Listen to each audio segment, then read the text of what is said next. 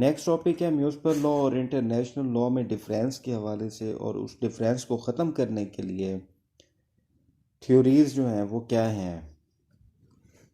एक monistic theory है, दूसरी ड्यूलिस्टिक है, फिर स्पेसिफिक एडॉप्शन थ्योरी है, ट्रांसफॉर्मेशन और डेलीगेशन थ्योरी है। मोनिस्टिक के जो एडवोकेट है वो कैल्सन है। वो कहते हैं कि इंटरनेशनल लॉ और म्यूनिसिपल लॉ को एक ही होना चाहिए, और अगर इस चीज़ को करना है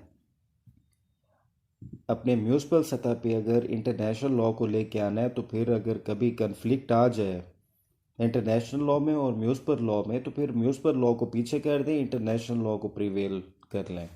फिर है ड्यूलिस्टिक थ्योरी के एडवोकेट हैं ट्राइपल और एंजोलिटी। वो कहते हैं कि इंटरनेशनल जो कानून है वो है रियासतों का रियासतों से ताल्लुक, रिलेशन बिटवीन स्टेट्स, वो उसको गवर्न करता है। और जो हमारे म्यूनिसिपल लॉ है वो करता है इंडिविजुअल और गवर्नमेंट के दरमियान ताल्लुक को कंट्रोल करता है, उसको गवर्न करता है। तो ये दो सेट होने चाहिए, ये अलग अलग होने चाहिए।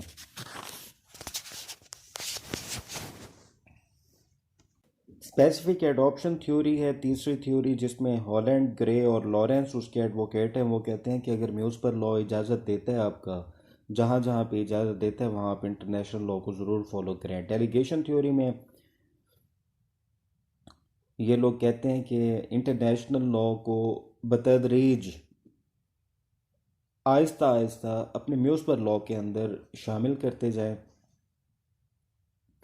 डेलीगेट कर दें, तफवीज़ कर दें, अवाम के ऊपर छोड़ दें। इसी तरह एक ट्रांसफॉर्मेशन थ्योरी है। ट्रांसफॉर्मेशन थ्योरी में है कि जो भी ट्रीटी हो ममालिक के दरमियान, उसको फ़ौरन नेशनल लेजिस्लेशन का हिस्सा बना लिया जाए। यानी इंटरनेशनल जो ट्रीटी बनी है उसे अगर नेशनल लेजिस्लेशन का हिस्सा बना लिया जाएगा तो ये ट्रांसफॉर्मेशन कहलाएगी, कि इंटरनेशनल लॉ से नेशनल लॉ में कन्वर्ट हो जाना।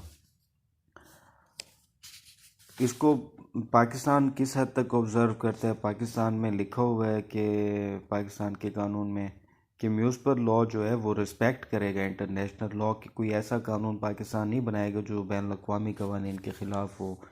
बरतानिया में कस्टम की हद तक इंटरनेशनल लॉ को उन्होंने नेशनल लॉ का हिस्सा बनाया हुआ है। अमेरिका में भी सेम पोजीशन है। फ्रांस कन्वेंशंस को फॉलो करता है, और रशिया जो है वो तकरीबन इंटरनेशनल लॉ को अपना नेशनल लॉ ही समझता है। इस टॉपिक है इंटरनेशनल ट्रीटी के हवाले से ओपनहेम की डेफिनेशन कर लें। International treaties are agreement of the contractual character between states and our organization of the states creating legal rights and duties। दो लोगों के दरमियान मुआहिदा हो तो वो एक कॉन्ट्रैक्ट कहलाता है। अगर दो ममालिक के दरमियान कॉन्ट्रैक्ट हो जाए या दो ममालिक के ऑर्गेनाइजेशन के दरमियान कोई कॉन्ट्रैक्ट हो जाए तो वो ट्रीटी कहलाता है। इंटरनेशनल जो ट्रीटी है उसे बैन अवी कानून में, इंटरनेशनल लॉ में, इंटरनेशनल लॉ की बुनियादी सोर्स है सबसे पहले इंटरनेशनल कोर्ट ऑफ जस्टिस जो है वो दो ममालिक के दरमियान ट्रीटी को ही देखती है कि इनके आपस में मुआहिदात क्या हैं।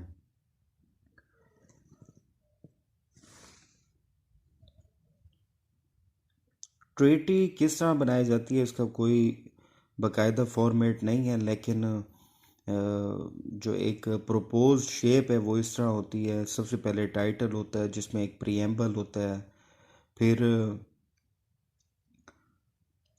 ममालिक के नाम होते हैं जिनके दरमियान ये मुआहिदा हो रहा होता है।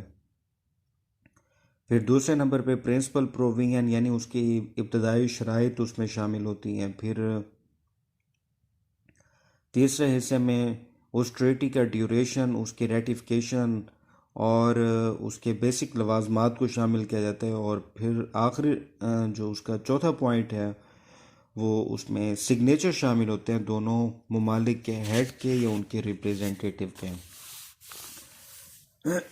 ट्रीटी के मुख्तलिफ नाम होते हैं, कहीं प्रोटोकॉल कहलाती है, पैक्ट, एग्रीमेंट, कोड, कंपैक्ट और जर्नल एक्ट या डिक्लेरेशन।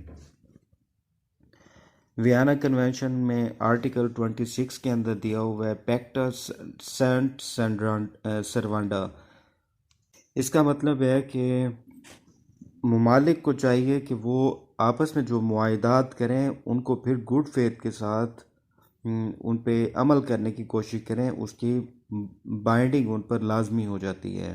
पैक्ट सन पैक्टा सेंट सर्वांडा, लैटिन टर्म है पैक्टा सेंट सर्वांडा, ये 5 नंबर का आ जाता है।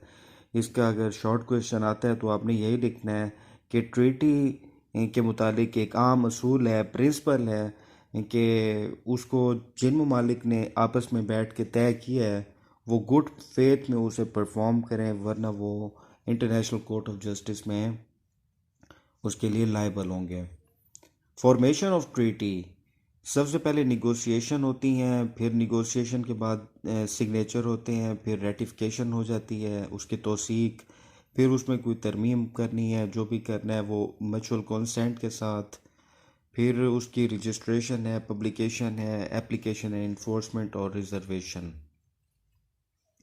दो तरह की ट्रीटीज़ होती हैं, लॉ मेकिंग ट्रीटीज़ यानी कानून बनाने के हवाले से ट्रीटीज़, और दूसरी होती हैं treaties for their purposes.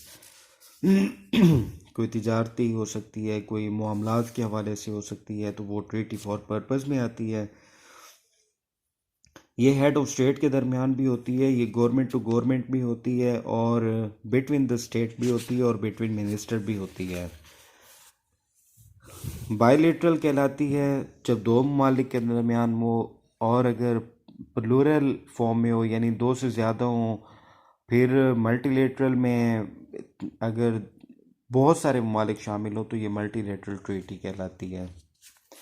Treaty को किस तरीके से इंटरप्रिटेशन करते हैं उसकी, सबसे पहले उसके सामने उसके ऑब्जेक्ट रखेंगे, फिर उसकी इंटरप्रिटेशन करेंगे।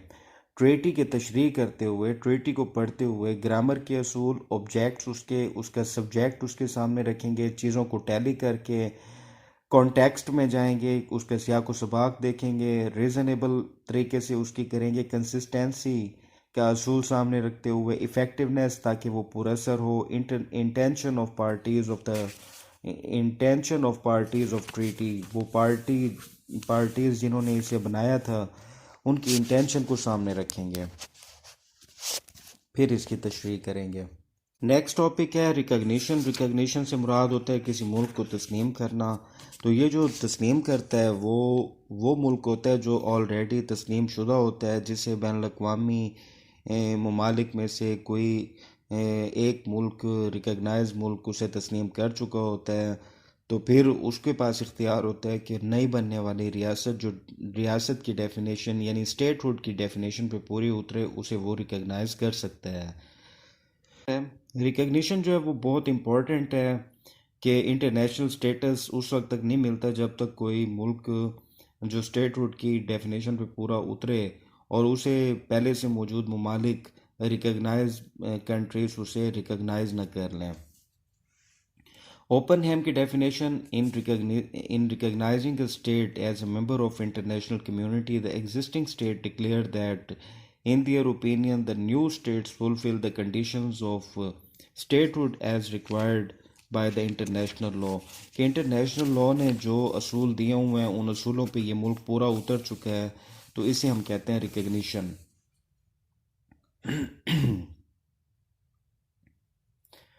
इंटरनेशनल लॉ क्या उस मुल्क के ऊपर कोई लाइबिलिटी लगाता है जो किसी दूसरे मुल्क को रिकग्नाइज करता है? नहीं, इस तरह की कोई लाइबिलिटी नहीं है। ये हर मुल्क के पास इख्तियार है, वो चाहे तो जिस मुल्क को जैसी मर्जी रिकग्निशन दे सकता है।